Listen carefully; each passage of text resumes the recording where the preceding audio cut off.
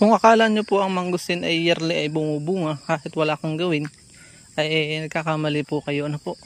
Magandang buhay po sa lahat. Dire-diretso na po tayo sa ating vlog. Ang topic po natin ngayon ay mangustin. Ang mangustin po ay katulad din po ng iba't ibang mga tropical fruit trees. Ano po? Napakasarap na nito, napakalinamnam at napakamahal. Kung ikaw ay nagtatanim nito, medyo matagal-tagal din nga po itong magbunga. At kaya naman tayo nagtatanim ay inaasahan natin na bubunga po. Ang average po na pagbubunga niya kung seedling ay 7 taon.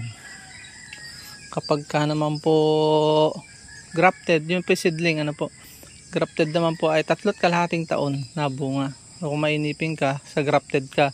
Subalit napaka dinidiscourage ko nga po mga tatanim ng grafted sapagkat napakahina ng production at talo siya ng seedling. At higit sa lahat, mahina po siya sa bagyo. Kapag po bumagyo ng malakas, ang nababali ay yung pinagdugsungan, yung graft, yung sayon, sa binagdugtungan mismo ng sayon. Kaya po hindi ako nagpa-advise na grafted yung gamitin. Ngayon, ang tagal naman bro, ay wala po tayong magagawa. Ang masasabi ko lang po, hindi naman na po ganun ka ang panahon ngayon. Saglit lang, mga bata ngayon. Pag anak, mamaya naglalakad na, 7 taon na. Diba? Ang bilis lang ng panahon. Hindi na po yan question. Sa mga inipin, yun nga lang problem. Pagka talagang likas kang mainipin na po. Ang mangustin po, katulad na nabanggit, ay katulad din po ng mga rambutang napakasarap. Depende sa variety, pero same lang. Pag sinabi pong tropical fruit trees siya, ito po yung may optimum temperature, climate, no? Na may tag-ulan, may tag-init. Ang hirap i-project. Sabi ng tatanong, may spray pump, pampabunga sa mangustin. Unfortunately, wala po. Kahit naman anong halaman, ang hirap niyang pampabunga. Sa pinya meron, pero chemical po ang ginagamit. Yun po yung pagkalikha sa kanila. Rambutan po katulad ng aking nabanggit, napakasarap niya, napakagandang tingnan, mapula, ring, napakalinamnam. Pero kapag hindi po nasunod yung tamang panahon, tamang init, haba ng init at ulan, hindi po yan bubunga. Kapag sobrang init, hindi rin bubunga. Biglang unulan, hindi rin bubunga. Ang hirap po, sala sa init, sala sa lamig. Pag nasobrahan ng ulan, hindi bubunga. Pag mahabang init, hindi rin bubunga. So nasobrahan ng init. Pero sakto lang dapat, ibig sabihin, sakto po. Kaya nga po, ang inyong lingkod ay napaano ng pag-aalaga ng tupa sapagkat maraming taon na zero ang mga halaman. Ganon din po ang lansones, lalo na lansones. Ang lansones pong napakasarap, regardless of the variety. Pare-pares lang po sila.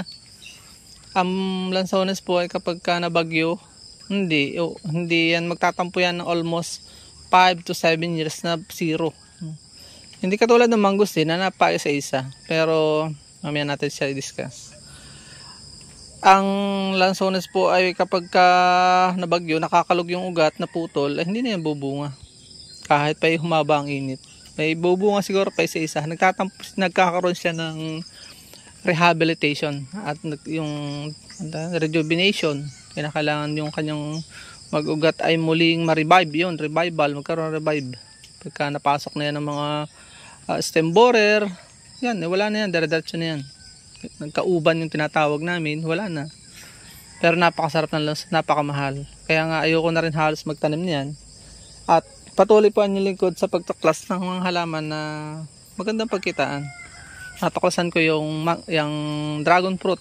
Naku, napakaganda po ng dragon fruit sapagkat kahit anong bagyo, hindi siya kakayanin. Nabunga. Hindi siya nasisira katulad ng mga tropical fruit trees na lansones, rambutan, mangustin, durian. Isa pang durian, lalo na po ang durian, no? Ang durian po ay kapag ka nabagyo din, nabasa ng ulan yung pagbukad ng bulaklak, wala na, laglag lahat po yun, nakapangilabot yung mangustin, ay yung durian. Pag nabagyo pa, sapak ang sanga, bubunga ng marami, nabagyo, sapak ang sanga. O wala nang pasutan, no. Pinakamatibay na po mangustin, hindi siya nasisiro, kaya lang pa isa-isa. Ito pong mangustin kapag ka hindi kami masyadong expert pa sa ngayon, pero aming more than 10 years ng experience din, makukuha na rin ng information ng personal experience. Mag-isa tiyahin ko. Talagang laglagin din siya kapag kahit may bunga na pero may natitira. Yung law of the minimum psychology. Ang ibibigay lang ng mga prutas ay yung kaya niyang suportahan. Yun po yun. Kaya hindi pwedeng pigilan hindi ka pwedeng magreklamo na laglagin. Sadyang yun lang ang kaya ng prutas ng puno na suportahan. So yun po. Kapag nakita nyo po ngayon, diretso na tayo sa mangustin. Final na po ito. Kapag nakita nyo po yung mga talbos, yun po nangyayari kapag kulang sa init, naulan, ay talbos po ang lalabas. Pagka Mayo na at ang lumabas po ang ni-expect natin ay na prutas ay talbos, lahat po yan. Lansones, rambutan, iba-iba pa po ang dahil ang durian ay sa puno na labas. Pero similar din, kaya lang iba nga nilalabasan ng kanyang bulaklak. Ang mangustin po ganyan din, yung aking binidyo na yan, talagang na-prove ko na sabi ng tiyahin ko talaga yan. Hindi yan bubunga kapag maliban na humabol, yung late, gumulang agad yan at bubunga pa rin yan. Yung kanya ay bumunga, yung binibidyo ko ay sa kanya yan, may bungang ilan. Pero talagang sabi nga niya ay dahil nga tumalbos, hindi talaga makadami ng bulaklak.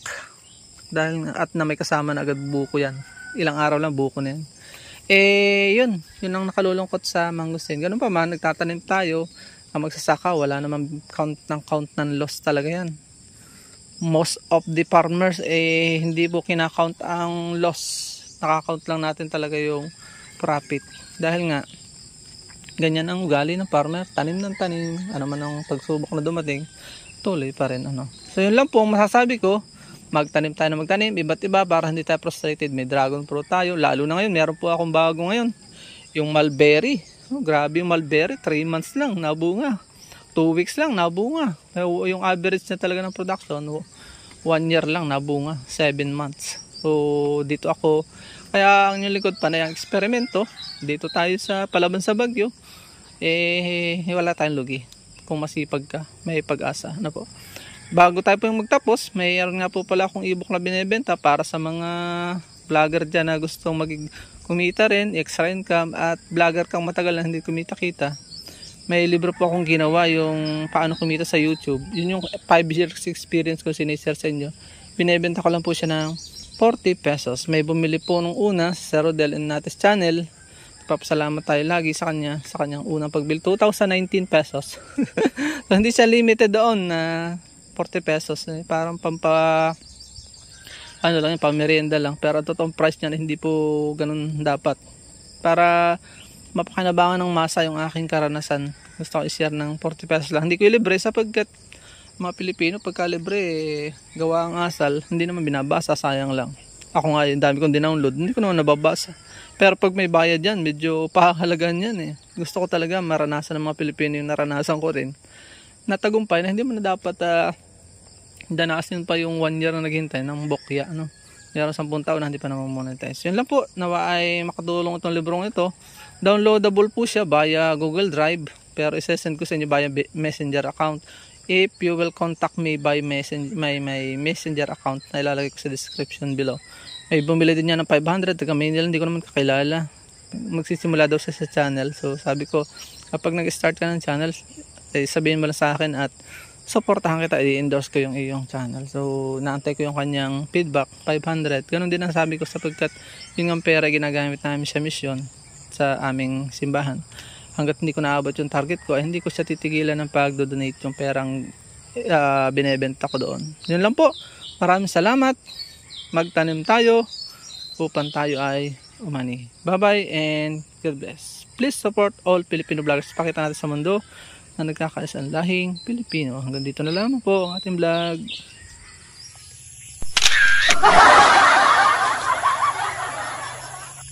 At dyan po nagtatapos ang ating munting vlog. Kung kayo po ay mahilig sa ganitong klaseng mga upload, at bago lang po kayo sa aming channel, huwag nyo pong kalimutang mag-subscribe. I-hit nyo na rin po yung notification bell para updated po kayo sa aming upcoming videos. Maraming salamat, bye-bye, and God bless.